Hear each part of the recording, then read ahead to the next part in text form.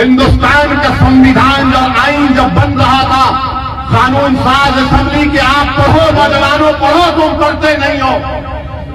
Constitution assembly کے debate پڑھو. جب آئین بنایا جا رہا تھا، مسلمانوں کی اگر آج اسمبلی اور پارلیمنٹ میں کم نمائندگی ہے تو اس کا ذمہ دار یہ کانگریس ہے. یہ کانگریس ہے. میں بتا رہا ہوں آپ کو، آپ جب پڑھیں گے اس کمیٹی کی رپورٹ کو پڑھیں گے کہ کیسے ڈرا کر مسلمانوں کے تحفظات کو چھین دیا گیا، پولیٹیکل ریپرزنٹیشن کو کس طرح ان کو گنگا بنا کر دکھا دیا گیا. یہی ذمہ دار ہے یہ لوگ. اگر آج ہمارے پاس بھارت کے مسلمانوں کے پاس پولیٹیکل ریپرزنٹیشن نہیں ہے تو اس کا ذمہ دار نہرو اور سردار پٹیل ہے. میں جانتا ہوں کہ میڈیا اس کو اچھالے گا، مگر چیلنج کے ساتھ کہہ رہا ہوں، کانسٹیٹیوشن اسمبلی کے ڈیبیٹ سے کس طریقے سے ان کو دھوکہ دیا گیا. ارے آج تلنگانہ میں تو میرے عزیز دوستوں اور بزرگوں، اس بات کا آپ کو خیال رکھنا ہے، کیونکہ یہ مجلس اتحاد المسلمین کا ایک جلسہ ہے. میں آپ سے اپیل بھی کرنا چاہوں گا کہ الیکشن آ رہے ہیں. میری آپ سے دمن گزارش ہے کہ آپ مجلس اتحاد المسلمین کو مضبوط کریں. اور اگر کوئی کسی کو اعتراض ہوگا کہ اسد الدین اویسی جشن رحمت اللہ علیہ صلی اللہ علیہ وسلم میں سیاست کی بات کر رہا ہے تو دیوانے تم سیرت النبی کو نہیں پڑھے. اگر تم سیرت النبی کو پڑھتے تو تم کو معلوم ہوتا. کسی شاعر نے اچھا کہا کہ جدا ہو دین سے سیاست تو رہ جاتی ہے چنگیزی.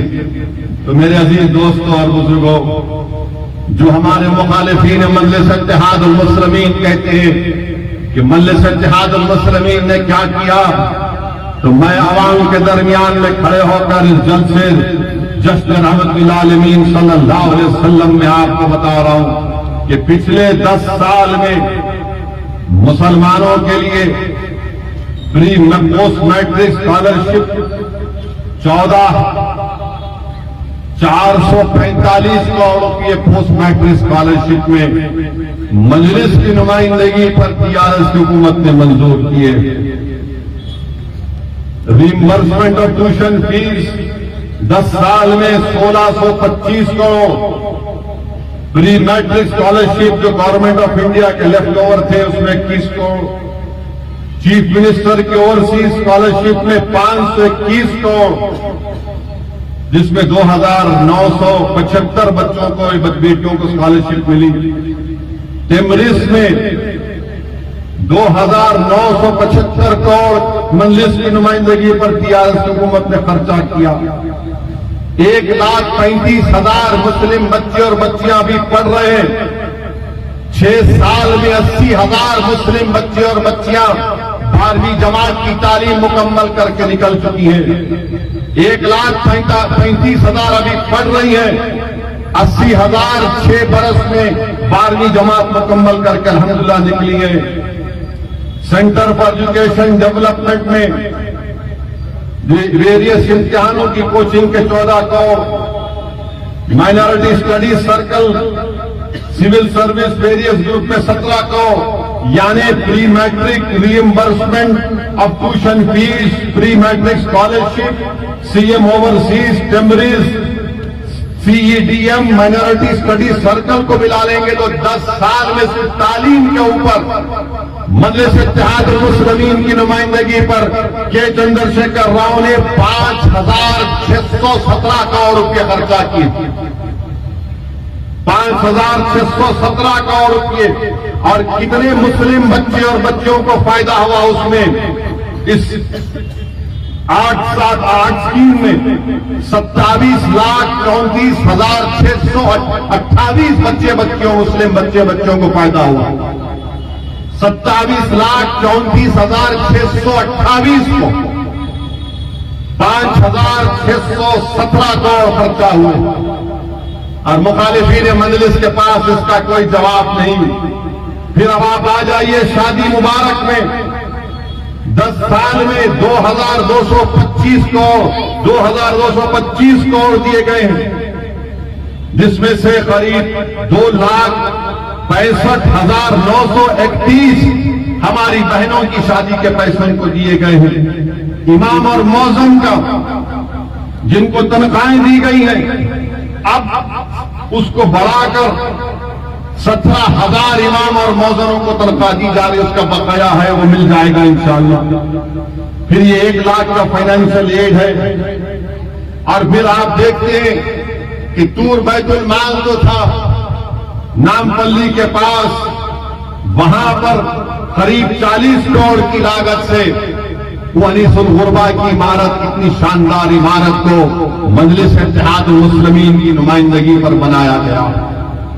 میرے عزیز دوستوں اور بزرگوں اس کے بعد شہر حیدرآباد ہو یا تلنگانہ ہو یہاں پر ہم نے امن کو مضبوط کیا. فرقہ پرستی کو بڑھنے نہیں دیا. فسادات کو ہونے سے بچایا اس شہر کو. اور پھر آپ یہ بھی جانتے ہیں کہ فسادات کو نہیں ہونے دیا. ہاں 2-3 جگہ پر ایسے حادثات ہوئے ہیں جس کا ہم کو تکلیف ہے مگر مجموعی طور پر تلنگانہ میں کوئی فساد نہیں ہوا. یہ کام مجلس اتحاد المسلمین نے کیا. مجلس کے 7 MLAs نے کیا اور مخالفین مجلس کے پاس اس کا کوئی جواب نہیں سوائے اس کے کہ گالی دو. اسد الدین اویسی کو گالی دو. میرے ویڈیوز بنا کر ڈالتے ہیں. میرے چہرے کو بگاڑ دیتے ہیں. میری ٹوپی کو اتار کر میرے ماتھے کے اوپر جو میں اپنا ماتھا اللہ کی بارگاہ میں سجدے میں گراتا ہوں اپنے گناہوں کی بھیک مانگتا ہوں اس ماتھے پر نشان لگاتے ہیں. یہ مخالفین مجلس اتحاد المسلمین کے کارنامے کیا کیا بولے جاتے ہیں مگر یاد رکھو مجھے اس کا کوئی اثر نہیں ہوتا. اس لیے نہیں ہوتا کہ رسول اللہ صلی اللہ علیہ وسلم کو طائف کے سفر میں کیا ہوا تھا. مجھے اس پر اس لیے تکلیف نہیں ہوتی کہ صدیق اکبر نے تکلیف اٹھائی. مجھے اس لیے تکلیف نہیں ہوتی کیونکہ میری تکلیف کچھ بھی نہیں ہے جب میں امام حسین کی شہادت کو اہل بیت کی شہادت کو دیکھتا ہوں. میرے عزیز دوستوں اور بزرگوں جنگ موطا میرے سامنے ہے. احد کا میدان ہمارے سامنے ہے. جنگ خندق ہمارے سامنے ہے کہ صحابہ ایک پتھر اپنی پیٹ پر باندھے جو آقا 2 پتھر اپنے پیٹ پر باندھے. میرے عزیز دوستوں اور بزرگوں میری آپ سے صرف یہی اپیل ہے یہ جماعت آپ کی ہے. اس جماعت کو اور مضبوط کریے. لوگ مجلس پر مجلس کے قائدین پر جو چاہے اپنی زبان سے کہے جاتے ہیں مگر الحمدللہ اللہ کا کرم اور فضل ہے صدقہ نبی کریم صلی اللہ علیہ وسلم کا کہ ہم اپنے مقصد میں اٹل ہیں. ہم اپنے کام میں اٹل ہیں اور ہمارے پیروں کو کوئی ڈگمگا نہیں سکتا. ہمارے حوصلوں میں کبھی کمی نہیں آئے گی. تم جتنا ہم کو گالی دو گے جتنا تم جھوٹ بولو گے اتنا ہمارا حوصلہ عزم بڑھے گا. میرے عزیز دوستوں اور بزرگوں مجھے کسی نے ہمارے ایک مجلس کے پرانے چاہنے والے نے مجھ سے آ کر گھر پر مل کر کہا کہ اسد الدین اویسی صاحب آپ کیوں جاتے ہیں سارے ہندوستان میں؟ کیا ضرورت ہے آپ کو جانے کی؟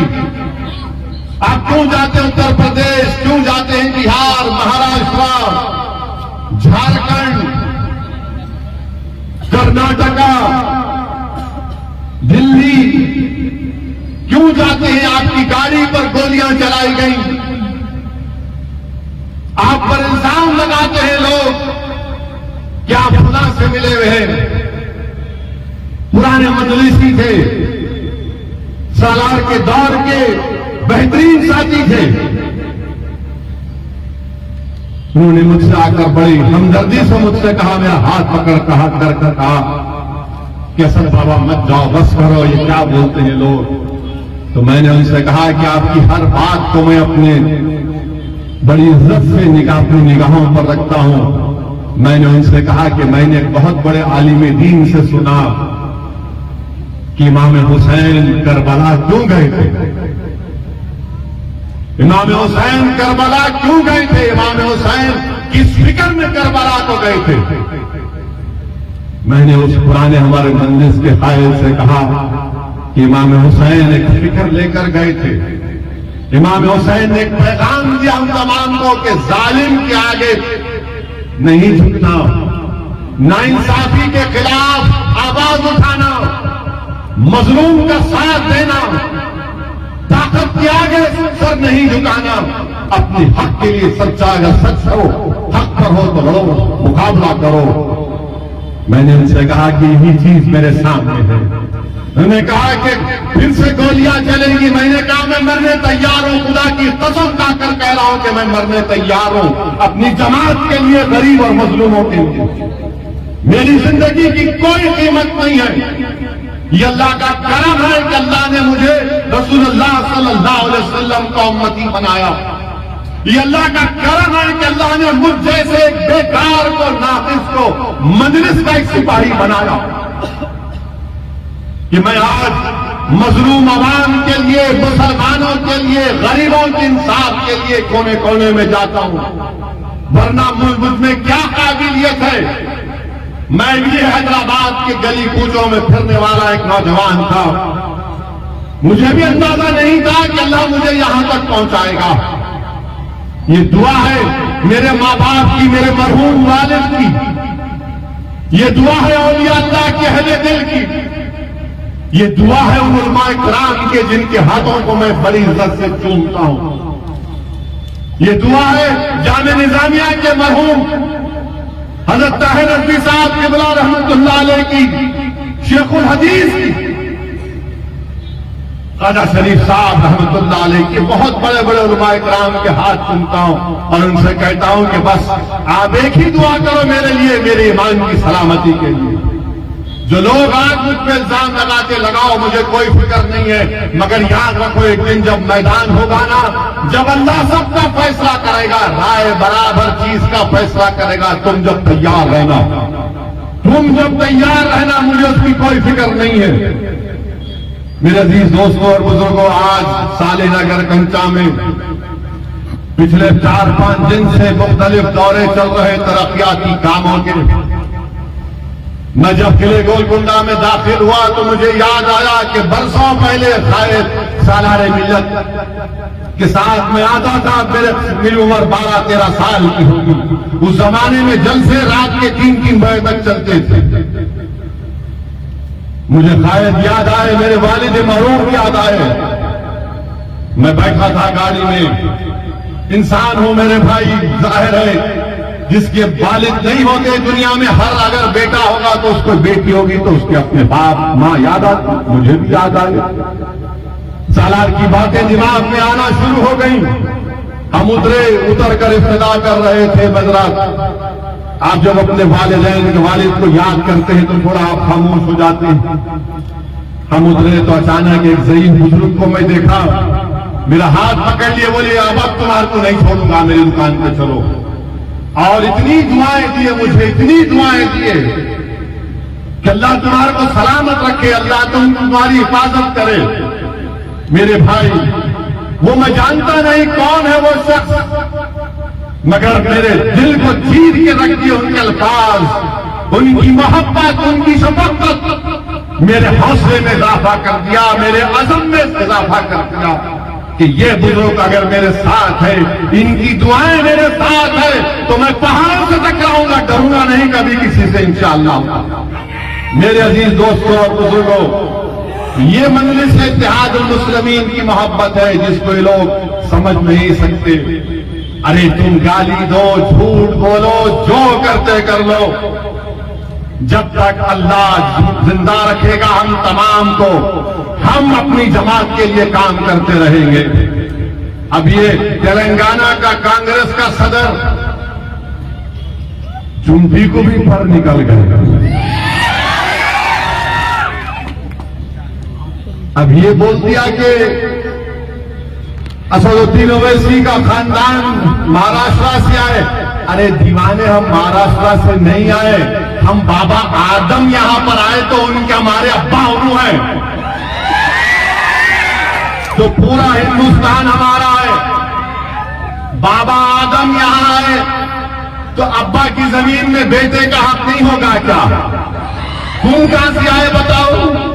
میں تو بابا آدم کا نسبت بتا دیا، بولو تم کہاں سے آئے، کدھر سے آئے تم؟ یاد رکھو تم میری زبان کا مقابلہ نہیں کر سکو گے، مگر آپ کو بتانے کے لیے کہہ رہا ہوں کہ یہ کانگریس کا یہ لیڈر جو تلنگانہ کی کانگریس کا صدر ہے، اس کی زبان سے نکلنا کہ یہ تلنگانہ کے نہیں ہے، یہ RSS کی زبان ہے کہ مسلمان ہندوستان کے نہیں ہے، اسلام بھارت کا نہیں ہے، اسلام باہر سے آیا۔ یہ سوچ ہے اس جماعت کے صدر کی، یہ یہاں کے نہیں ہے، وہ وہاں کے۔ یہی تو RSS گولوالکر سے لے کر پنڈت دین دیال اپادھیائے سے لے کر یہ سب تو یہی لکھے۔ کیا لکھا تھا گولوالکر نے وی اور نیشن آف ڈیفائن میں؟ یہی تو بات لکھی تھی۔ RSS کے سر سنچالک کے بیانات پڑھ لو آپ، پچھلے 40 سال 50 سال پرانے، وہ یہ کہتے ہیں کہ مسلمان اسلام اس ملک کا نہیں ہے، باہر سے آئے، تو وہی زبان میں یہ کہہ رہا ہے کبوتر۔ مگر یاد رکھو تمہاری ان باتوں سے کوئی فرق نہیں پڑے گا۔ ہاں تم نے تمہارے دل اور دماغ پہ جو نفرت ہے مسلمانوں کے لیے، تم نے ظاہر کر دیا، تلنگانہ کے تمام مسلمانوں کو بتا دیا کہ تم بولو گے تو گولوالکر کی زبان میں بولو گے، تم بولو گے تو دین دیال اپادھیائے کی زبان میں بولو گے، تم بولو گے تو RSS کی کتابوں میں جو زہر لکھا گیا اس کو تم اپنی زبان سے بولو گے۔ تو یاد رکھو ہم RSS سے 70 سال سے مقابلہ کرتے آ رہے ہیں، تم نہیں کرے۔ اور یہ کون تھا یہ صدر ان کا؟ 1999 میں آپ کو یاد ہوگا جب مرحوم سید سجاد اسمبلی کا الیکشن لڑے، یہ کانگریس کا صدر کشن ریڈی کے ساتھ کام کر رہا تھا BJP کے لیے۔ میں دیکھا اپنی آنکھوں سے اس کو دیکھا، میں نے کہا پر یہ گڈی ملکا پور کی مارکیٹ اس وقت کا علاقہ کاروان میں تھا، وہاں پر پھر رہا تھا کشن ریڈی کے ساتھ۔ اب ہم کو بول رہے ہیں، ہم کو سبق یاد رکھو، تمہارا پورا شجرا ہمارے پاس ہے۔ تم کب تھے 1999 میں؟ تمہاری جوانی میں تم ABVP میں تھے، وہاں سے نکل کر تم گئے RSS میں تھے، پھر تم BJP میں آئے، پھر BJP میں پھر تو RSS نے کہا کہ نہیں اب تم چندرڑو کے پاس چلے جاؤ جو اب جیل میں ہے، تو چندرڑو کے پاس گئے۔ جب چندرڑو کا معاملہ ختم ہوا تو کود گئے کانگریس میں۔ تو کانگریس ایسے لوگوں کو لیتی ہے جو RSS کی زبان میں بولتے ہیں۔ تو میرے عزیز دوستوں اور بزرگوں، میری آپ سے ہی گزارش ہے کہ مجلس اتحاد المسلمین کو مضبوط رکھیے۔ یہ آپ کی آواز ہے، یہ آپ کی طاقت ہے، اور بہت سی چیزیں آئیں گی الیکشن کے دوران میں۔ ہمارے کام آپ کے سامنے ہے، کاروان میں ترقیاتی کام آپ کے سامنے ہے۔ حلقہ اسمبلی کاروان میں 290 کروڑ کی لاگت سے سیوریج کا کام ہو رہا ہے، اور مجھے یقین ہے کہ جب یہ کام پائے تکمیل کو پہنچے گا انشاءاللہ تو کاروان کے 90% علاقوں میں نئی سیوریج لائن کی وجہ سے گندگی کا خاتمہ ہوگا۔ ہمارے MLA، ہمارے اراکین، ہمارے صدر و معتمدین محنت کر رہے ہیں کہ اور ترقیاتی کام ہو۔ مجھے یقین ہے کہ انشاءاللہ تعالی وہ تمام کام پائے تکمیل کو پہنچیں گے۔ میری آپ سے صرف یہی گزارش ہے کہ مجلس کو مضبوط رکھیے اور کانگریس پر یقین مت کریے۔ میں دیکھ چکا ہوں کانگریس پورے ہندوستان میں کیا کیا۔ راجستھان میں آپ دیکھ لو کہ جنید اور نصیر کو کڈنیپ کر کے لے کر چلے جاتے ہیں، زندہ جلا دیا جاتا ہے، جنید نصیر کو زندہ جلا دیا جاتا ہے، اور اس کے بعد ان کے گھر والوں کو صرف ملتے ہیں 15 لاکھ، ابھی تک 5 لاکھ کیے۔ وہی کنہیا لال جس کو دہشت گردوں نے مار دیا، اس کو 50 لاکھ اور نوکری، مگر جنید اور نصیر کو کوئی نہیں۔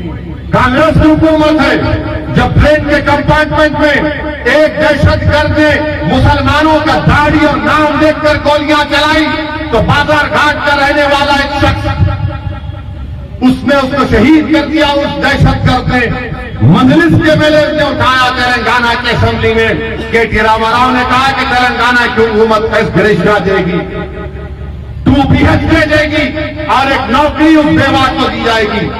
ایک اور مرنے والا بہار کا تھا, راجستھان میں رہتا تھا.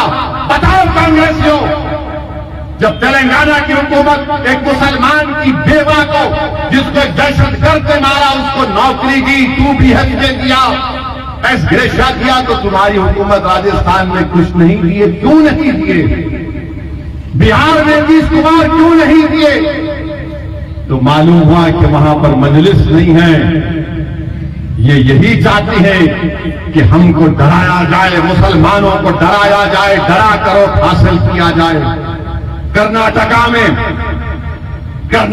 کی مثال دینا غلط ہے. یہ تلنگانہ ہے, حیدرآباد ہے, یہاں پر مجلس ہے اور بڑے بڑے آ کر چلے گئے. ہم نے بی جے پی کی بنڈی میں پنکچر لگا دیا تو کانگریس کو بھی انشاءاللہ تعالیٰ روکیں گے, پنکچر لگائیں گے ان کو بھی. بڑی بڑی باتیں کانگریس کر رہی ہے. ارے میں کہہ رہا ہوں, اگر آپ ہندوستان کا سنویدھان اور آئین جب بن رہا تھا, قانون ساز اسمبلی کے آپ پڑھو, نوجوانوں پڑھو, تم پڑھتے نہیں ہو. کانسٹیٹیوشن اسمبلی کے ڈیبیٹ پڑھو, جب آئین بنایا جا رہا تھا. مسلمانوں کی اگر آج اسمبلی اور پارلیمنٹ میں کم نمائندگی ہے تو اس کا ذمہ دار یہ کانگریس ہے. یہ کانگریس ہے. میں بتا رہا ہوں آپ کو, آپ جب پڑھیں گے اس کمیٹی کی رپورٹ کو پڑھیں گے کہ کیسے ڈرا کر مسلمانوں کے تحفظات کو چھین دیا گیا, پولیٹیکل ریپرزنٹیشن کو کس طرح ان کو گنگا بنا کر دکھا دیا گیا. یہی ذمہ دار ہے یہ لوگ. اگر آج ہمارے پاس بھارت کے مسلمانوں کے پاس پولیٹیکل ریپرزنٹیشن نہیں ہے تو اس کا ذمہ دار نہرو اور سردار پٹیل ہے. میں جانتا ہوں کہ میڈیا اس کو اچھالے گا, مگر چیلنج کے ساتھ کہہ رہا ہوں, کانسٹیٹیوشن اسمبلی کے ڈیبیٹ سے کس طریقے سے ان کو دھوکہ دیا گیا. ارے آج تلنگانہ میں 2000 کروڑ کا بجٹ ہے وزارت اقلیتی بہبود کا. تمہارے راجستھان میں کیا ہے, 250 کروڑ. اتنے ہی مسلمان ہیں, 250 کروڑ ہے. میرے عزیز دوستوں اور بزرگوں, اور ہمارے وزیر اعظم تلنگانہ کو آئے, عجیب وزیر اعظم. ایک طرف یہ بولتے, ایک طرف یہ بھی بولتے. یہ بولتی ہے کہ کے سی آر نے کرناٹکا کے الیکشن میں کانگریس کو پیسے دیے. ارے گھڑی میں تاشا, گھڑی میں ماشا, کیا ہے موڈی جی؟ نہیں, کرناٹکا میں پیسے بھی دیے, ادھر بھی آئے, پیسے بھی دے رہے, ادھر بھی آ رہے. کیا بولنا چاہ رہے آپ؟ کیا کر دیا آپ نے دیش کا؟ اس وطن عزیز میں نفرت کو پھیلانے کا کام 2014 سے اور زیادہ ہو گیا, اور زیادہ ہو گیا. کہاں مسلمان بی جے پی میں نظر ہی نہیں آتا, مگر وزیر اعظم ایک ہی رٹ لگاتے, سب کا ساتھ, چاچا وکاس, وشواس بولتے. کوئی نظر نہیں آتا بی جے پی میں. ایک مسلم ایم ایل اے نہیں ہے ان کے پاس, ایک ہے شاید کہیں پر. ایک مسلم ایم پی نہیں ہے لوک سبھا میں, مسلم منسٹر نہیں ہے. بھارت کی سیاست سے مسلمانوں کو غائب کر دیا بی جے پی نے. تو کانگریس بھی اب ڈر رہی ہے, یہ سیکولر پارٹیاں ڈر رہی ہیں. نہیں, ذرا خاموش بیٹھو, خاموش بیٹھو, خاموش بیٹھو, خاموش بیٹھو, خاموش بیٹھنا. ہم خاموش بیٹھنے کو آئے اس دنیا میں, ہم خاموش بیٹھنے کو نہیں آئے اس دنیا میں. ہم لڑائی لڑنے آئے, اپنا حق منوانے آئے اس دنیا میں. جو خاموش بیٹھے گا وہ ختم ہو جائے گا, جو لڑے گا وہ زندہ رہے گا. جو لوگ خاموش بیٹھنے کے لیے کہہ رہے ہیں, ارے تم ہم کو 60 سال سے خاموش بٹھا کر رکھے ہو, تم نے کیا کیا بتاؤ مسلمانوں کے لیے, سوائے ڈرا ڈرا کر. ارے جو دلی میں کانگریسی ملتا, ارے بھائی ہم کو بولتے او اے سی کو دیکھو, او اے سی کو دیکھو. ملا دیکھنے کی چیز ہے, بار بار دیکھو. ہم کون روک رہا تم کو؟ اب سمجھتے کہ نہیں اویسی کو روکیں گے، انہیں بہت جا رہا۔ ارے پیارے، میں پھر سے کہہ رہا ہوں، اچھے کو بھی جاؤ حیدرآباد کو مقابلہ کرنے کے لیے۔ تمہارا پیارا اگر تیار نہیں ہے تو کسی اور کو تیار کرو، مگر یاد رکھو اسمبلی کے الیکشن میں انشاءاللہ تعالی مجلس نے جو پالیسی اور فیصلہ لیا ہے، تلنگانہ کی عوام اللہ کے فضل و کرم سے اس کی تائید کرے گی اور مجلس اس میں کامیاب ہوگی۔ میں پوری اطمینان اور اعتماد کے ساتھ کہہ رہا ہوں کہ مجلس جہاں سے اپنے ایم ایل اے سے کینڈیڈیٹ کھڑا کرے گی وہاں سے مجلس کے ایم ایل اے کامیاب ہوں گے، اور مجھے یقین ہے کہ انشاءاللہ تعالی مجلس کے ایم ایل اے کی کامیابی کے ساتھ ساتھ تلنگانہ کا چیف منسٹر ماموں بنیں گے جو تیسری مرتبہ۔ آپ دیکھنا یہ بات، کانگریس کا ریکارڈ اٹھا کر دیکھ لو، فسادات ہوتے تھے حیدرآباد میں، ان کے ذاتی جھگڑے اتنے ہیں کہ فساد کراتے تھے لوگ۔ ہم کو حیدرآباد کو بچانا ہے، ہمارے معصوم بچوں کو ہم کیا مستقبل دیں گے، اس کو دیکھ کر آپ کو فیصلہ لینا ہے۔ میرے عزیز دوستوں اور بزرگوں، مجلس اتحاد المسلمین ان باطل طوفانوں میں چراغ ہے، مجلس اتحاد المسلمین ان ظالموں کے خلاف ایک چٹان ہے، مجلس اتحاد المسلمین ان طاقتور ظالموں کے خلاف ایک سیاسی آواز آپ کی ہے۔ اسی لیے میری آپ سے گزارش ہے کہ مجلس اتحاد المسلمین کو آپ کے بزرگوں نے، ہم نے اپنی قربانیوں سے مضبوط کیا ہے۔ مجلس کو مضبوط کریے اور دعا بھی کریے کہ اللہ سبحانہ و تعالی نبی کریم صلی اللہ علیہ وسلم کے صدقے طفیل میں اللہ مجلس اتحاد المسلمین کو اس اسمبلی الیکشن میں موجودہ 7 ایم ایل اے اور اس کے ساتھ جہاں کہیں گے ہمارے امیدوار کھڑے رہیں گے، اللہ ان تمام کو ایم ایل اے منتخب کرے، اور اللہ جہاں پر مجلس نے فیصلہ کیا اللہ اس فیصلے میں برکت دے، اور مجلس کے فیصلے کو اللہ سبحانہ و تعالیٰ اس میں کامیابی سے امتنان کرے۔ میرے عزیز دوستوں اور بزرگوں، میری آپ سے ہی التجا ہے کہ آپ مجلس کو مضبوط کریے۔ انشاءاللہ تعالی الیکشن ہوں گے اور بھی جلسے ہوں گے، مگر میرا مقصد یہی ہے کہ آپ کے سامنے اپیل کروں، اور جسد رحمت اللہ عالمین صلی اللہ علیہ وسلم ہے، ہم رسول اللہ صلی اللہ علیہ وسلم کے غلام ہیں۔ اللہ نبی کریم صلی اللہ علیہ وسلم کے صدقے طفیل میں ہم تمام کو ان ظالموں سے اللہ محفوظ رکھے۔ اللہ سبحانہ و تعالیٰ اپنے فضل اور کرم سے ہمارے جان اور مال، ہمارے ایمان، ہمارے مسجدوں کو، ہمارے گھروں کو، ہماری بیٹیوں کو، ہمارے نوجوانوں کو اللہ بچا کر رکھے۔ اللہ ان کو طاقتور بنائے، اللہ ان کو نیک بنائے، تاکہ یہ قوم اور ملک کا مستقبل اچھا سنوار سکے۔ آخر دعوانا الحمدللہ رب العالمین۔